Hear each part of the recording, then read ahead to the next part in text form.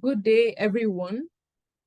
I'm Judith Njoku, and I am honored to present this paper on behalf of my esteemed co-authors, Dr. Daniel and Dr. Senope. We are coming from the Climate Smart Decision Support Systems Laboratory at Michigan State University, and we want to discuss this paper today titled The Future Workforce Development Through Hands-on Remote Training. In this paper, we explore a remote training program that we have pioneered and successfully run for the past 2 years.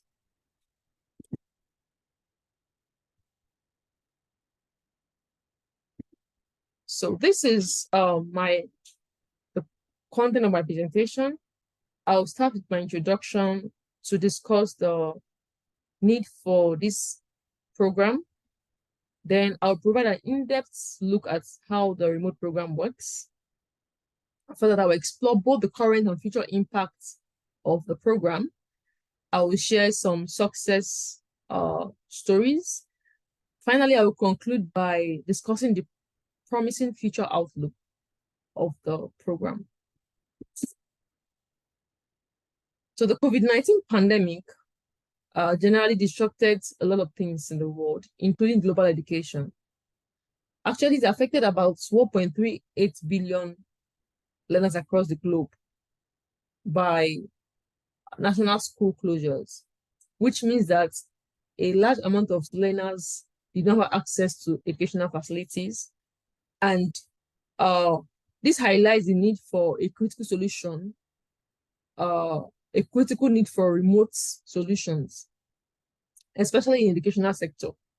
Our program aims to address this need by providing some kind of transformative remote learning solution by providing experiences that learners would not ordinarily get back in their own domicile of learning, especially when facing pandemics like this. When we look at the post-COVID workforce landscape, we see that there was a huge rise in the number of persons who worked remotely. And this was successful. So far, there hasn't been much negative stories about the effect of remote work on the workforce, the output and productivity, as evident by so many industries. We see a very huge rise in the remote workforce. This rise will not be possible if there were negative impacts of remote work. And this shift prompts us to also reassess how we prepare our local talents, for the industry. How are we preparing our talents to work remotely? How are we preparing them to collaborate and work better remotely? Because moving them from physical classrooms to work remotely, seems like a huge shift. How can we empower our talents to be able to survive regardless of the environment? Most importantly, be able to deliver as expected while working remotely. Now, in this program, we focus on developing talents for the application of artificial intelligence and machine learning for climate smart decision support system development. And we know that even though we concentrate on AI and ML training, there are challenges that are related to the remote learning environment. There are also opportunities, of course, but we aim to understand the skills, first of all, the skills that are best acquired remotely, and how the methods we want to employ compared to the traditional in-person learning approach. We also want to be able to evaluate the challenges that arise when nurturing these talents through remote platforms and how we can address them through our program. We also want to be able to measure the effectiveness of how this program, how it's effective, how to evaluate the success, choose some kind of metrics. Finally, we consider the demands of the industries, what kind of skills they require, and how the remote training ensures that the workforce is equipped with the skills that are required by the industry. Now, all of this we consider while coming up with the structure for our remote internship program. Now, we are proud to share this architecture or workflow, which shows the process of the internship. So first of all, we have a rigorous internship selection process, which ensures that we have only the best and the most dedicated persons on our internship candidates list. So such persons have to go through a process that entails application, coding tests, machine learning assessments, literature review process, and interview.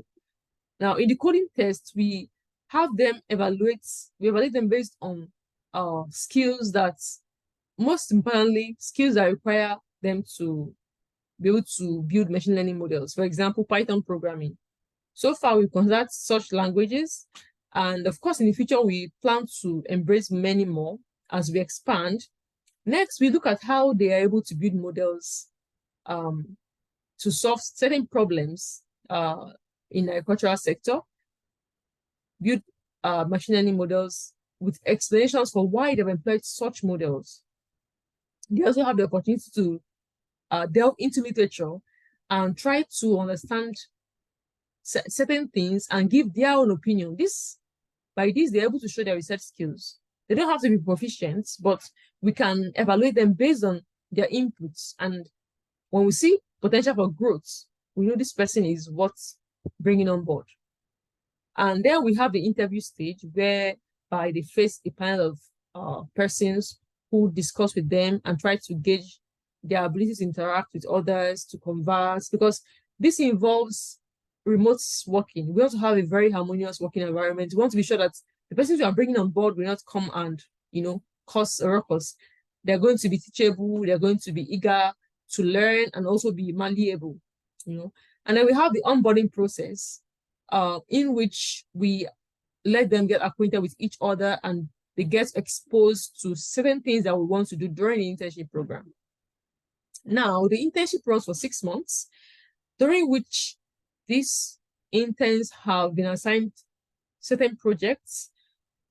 They have to work in teams. They have leaders who have to oversee the progress of the team on some predefined basis.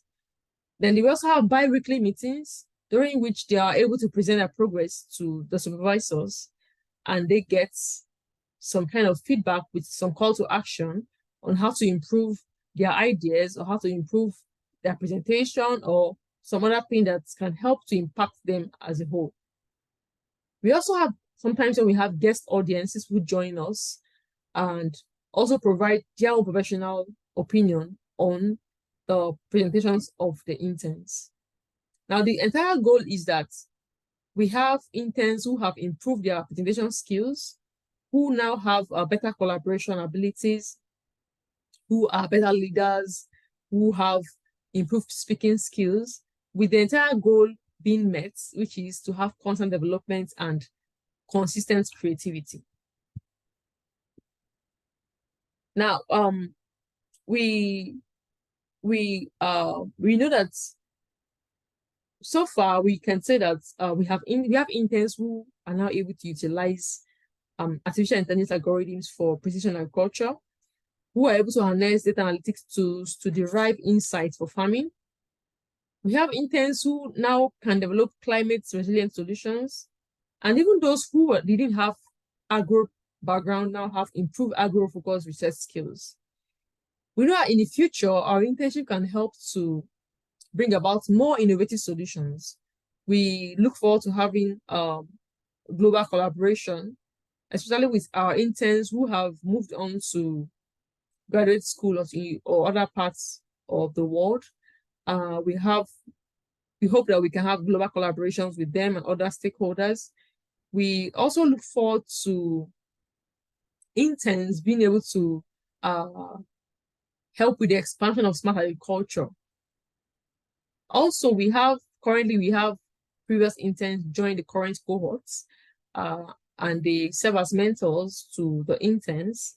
This will give them the opportunity to be educators and mentors. So they're able to transfer knowledge that they have gained to the next set of interns. And by teaching, you learn better. So I want to talk about some success stories. We're proud to say that including peer-reviewed publications, graduate school placements, we have tangible solutions to real-world problems as outputs of our internships so far. In the future, we aim to expand globally and embrace diverse learning communities. So far, we have focused only on the African demographic. We hope that in the future, we can expand to other countries and embrace more diverse communities. We have been embracing only the machine learning sector so far. We hope to bring on board other fields, robotics, and the rest of them that we think can help improve and develop more climate smart decision support systems. We also hope to have continued remote collaboration with stakeholders, both new and old. We also hope that in the future, our interns can transition successfully to the industry, because that is one of our goals, to be able to build talents that are worthy of the industry as a whole. So we hope that we can have interns who can integrate into the industry and successfully deliver as we have expected. Thank you.